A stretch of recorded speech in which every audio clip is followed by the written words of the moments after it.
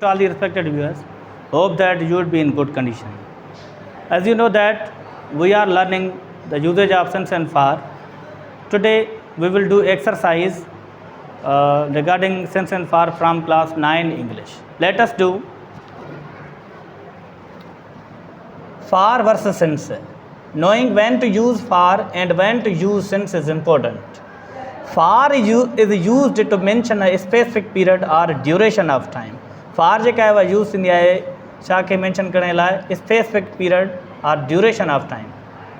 Since is used to mention the starting point of a period of time continues to now. यानी since show कंदी आहे त कॾहिं खां का एक्टिविटी शुरू थी आहे जंहिंजो तालुक़ु प्रेज़ेंट सां बि हूंदो आहे. एग्जाम्पल फॉर जो I have been a doctor for 15 years. Duration आहे यानी कि 15 सालनि खां मां डॉक्टर आहियां. I have been a doctor for 15 years. For 15 years माना ईअं नथो चए त लास्ट 15 years या चए ईअं त 2015 खां या काल खां या जेको आहे सो परफेक्ट को टाइम ॾिए त पोइ असां सिंध यूज़ कंदासीं. पर ड्यूरेशन ऑफ टाइम आहे, लेंथ ऑफ टाइम आहे, पीरियड ऑफ टाइम आहे, फॉर यूज़ थींदी. हिन जो एग्जाम्पल ॾिसूं. I have been a doctor since 1992. Starting point आहे. स्टार्टिंग पॉइंट कॾहिं त माना 1992 खां मां चए थो डॉक्टर आहियां. हिन में वॾो फ़र्क़ु आहे. हिन में ड्यूरेशन थो ॿुधाए त 15 साल पोइ कहिड़ा बि होॾे जेको 1992 खां उहो डॉक्टर आहे त इहो पॉइंट जेका आहे परफेक्ट आहे, स्टार्टिंग पॉइंट आहे, जंहिंजे करे सेंस यूज़ थिए. अचो त हिकिड़ो पैसेज आहे उन में असां सिंस फॉर जो इस्तेमालु कंदासीं.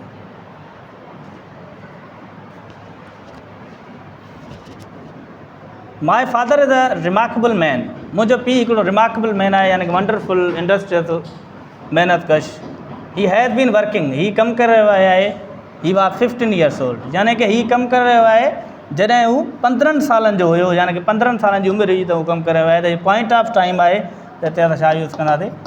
सिंस. हाणे हिन जी मीनिंग ईअं थींदी त he has been working since he was 15 years old. हू कमु करे रहियो आहे जॾहिं खां हुनजी उमिरि 15 सालनि जी हुई, यानी कि 15 सालनि जो हुयो त हुन कमु करणु शुरू कयो आहे. ही हैज़ बीन वर्किंग. हू कमु करे रहियो आहे. He was at school. जॾहिं हू स्कूल खां हुयो हिते बि छा यूज़ थींदो? सिंस यूज़ थींदी. छो त परफेक्ट असांखे टाइम ॿुधाए थो त जॾहिं खां स्कूल में हूंदो हुयो न, पढ़ंदो हुयो मिसाल तौरु, तॾहिं खां हू कमु करे रहियो आहे. ही यूज़ड टू वर्क. हू कमु कंदो हुयो. यूज़ड टू जेको आहे पास्ट हैबिचुअल टेंस आहे. टू वर्क कमु कंदो हुयो 4 hours every day and on weekends. हू जेको आहे कमु कंदो हुयो 4 hours माने यानी कि 4 कलाक 4 कलाकनि लाइ थींदो आहे त फॉर यूज़ थींदी every day and on weekends. He has now worked in the same factory. He has now worked in the same factory 15 years, 25 years. 25 सालनि खां साॻे फैक्ट्री में कमु करे थो पियो त छा यूज़ थींदो?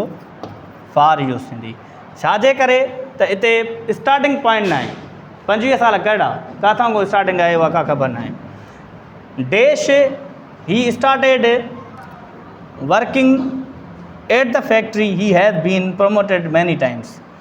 जॾहिं खां हुन हुते कमु करणु शुरू आहे हुन फैक्ट्रीअ में त he has been promoted many times. त हुनखे प्रमोट केतिरा ई दफ़ा कयो वियो आहे. हाणे प्रमोट जो हुनखे कयो वियो आहे त स्टार्टिंग पॉइंट कढी त उते ई कमु करे थो पियो हुन फैक्ट्रीअ में, तॾहिं हुनजा प्रमोशन जेको थियनि था पिया त हिते छा यूज़ थींदो? सिंस. छो त हिते स्टार्टिंग पॉइंट आहे त जॾहिं खां हुन फैक्ट्रीअ में कमु करणु शुरू कयो आहे तॾहिं हुनखे प्रमोशन मिली रहिया आहिनि. ही वॉज इनिशियली हायर्ड. हू शुरूआती तौर ते हायर्ड यानी कि अपॉइंटेड यानी कि हुनखे मुक़ररु कयो वियो. Dash a period of 3 months but he has been working there over ever since. He was initially hired. हुनखे शुरूआती तौर ते अपॉइंटेड हायर्ड कयो वियो for a period of 3 months माना 3 महीननि जे वक़्त जे लाइ, 3 महीननि जे लाइ हिते छा यूज़ थींदो? फॉर. छो त हीअ ड्यूरेशन ऑफ टाइम आहे, यानी कि लेंथ ऑफ टाइम आहे, यानी कि पॉइंट ऑफ टाइम न आहे या स्टार्टिंग पॉइंट न आहे. Okay. But he has been working there ever since. हाणे जॾहिं खां उहो हायर थियो आहे त उन खां वठी उते ई कमु करे रहियो आहे.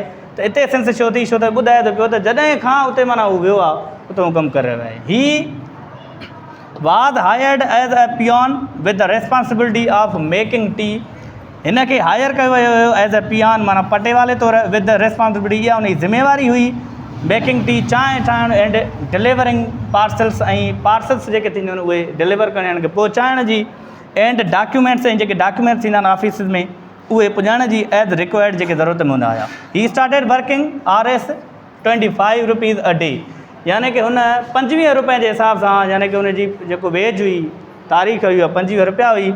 ही स्टार्टेड वर्किंग, हिन कमु कयो शुरू करणु, हिन शुरू कयो कमु करणु RS 25 रुपीज़, माना फार 25 रुपीज़, 25 रुपयनि ते हुननि कमु करणु शुरू कयो।